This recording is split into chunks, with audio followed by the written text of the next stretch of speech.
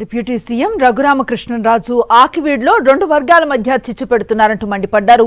జై భీమ్రావ్ భారత్ పార్టీ అధ్యక్షులు జడ శ్రవణ్ బ్యాంకులను మోసం చేసిన చీటర్, ఆర్థిక నేరస్తుడు అంటూ ఫైర్ అయ్యారు. ప్రజలు బైబిల్ పట్టుకొని వెళితే క్యాస్ట్ సర్టిఫికెట్ రద్దవుతుందని బెదిరిస్తున్నారని ఆగ్రహాన్ని వ్యక్తం చేశారు. అతను డిప్యూటీ స్పీకర్ హోదాలో ఉండటానికి అర్హుడు కాదన్నారు జడ శ్రవణ్.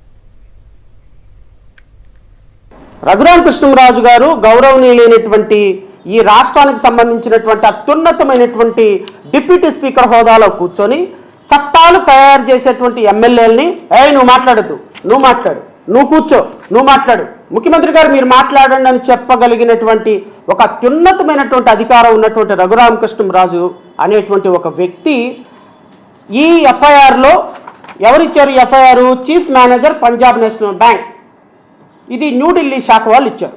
దీంట్లో ఫ్రాడ్ ఎంతో తెలుసండి, 826,17,00,000 రచ్చబండ పెట్టి, పొద్దున్నే రచ్చబండ పెట్టి మధ్యాహ్నానికి ఒక 10 మంది మీడియా ఛానల్స్ వేసుకొని నీల్ కుమార్, శ్రావణ్ కుమార్ నీకు అన్నోట్లు వచ్చినాయి, ఐఏఎస్ ఆఫీసర్, ఐపీఎస్ ఆఫీసర్ అని కష్టపడి హాస్టల్లో భోజనం చేసి నెలకి 500 రూపాయలు 600 రూపాయలు గవర్నమెంట్ స్కాలర్షిప్లో చదువుకొని ఈ దేశంలోనే అత్యున్నతమైనటువంటి సర్వీసెస్గా భావించే ఐపీఎస్, ఐఏఎస్, జ్యుడిషియరీలో అత్యున్నతమైనటువంటి జడ్జి పోస్టులోకి వచ్చిన మమ్మల్ని పట్టుకొని, మాలాంటి వ్యక్తులను పట్టుకొని యూజ్లెస్ ఫెలోసా?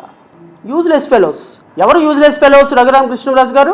కాన్స్టిట్యూషన్ అంటే, కాన్స్టిట్యూషన్లో ఆర్టికల్ అంటే మనం బ్యాంకులను ఫ్రాడ్ చేసేంత ఈజీ అనుకుంటున్నాం ఏంటి? కాన్స్టిట్యూషనల్ పోస్టులో ఇలాంటి వ్యక్తులను కొనసాగిస్తున్న కూటమి ప్రభుత్వం కూడా రఘురామకృష్ణరాజు భుజం మీద తుపాకీ పెట్టి ఒక వర్గాన్ని మాట్లాడాలని చూస్తుంది, ఒక వర్గాన్ని కాల్చివేయాలని చూస్తుంది. మీ అందరికీ కూడా ఒక హెచ్చరిక, ఖచ్చితంగా ఈ వర్గం ప్రజల ఓట్లతోటి మీరు గెలిచారు. ఈ వర్గం మీ మీద చాలా ఈరోజు కోపంగా ఉంది. దీని రిప్లికేషన్ రాబోయే ఎలక్షన్లో ఖచ్చితంగా కనపడుతుంది. కావాలి అంటే 2029లో జరిగే ఎలక్షన్లో మళ్ళీ ఒక్కసారి ప్రజల యొక్క విశ్వరూపం ఏంటో చూస్తారు.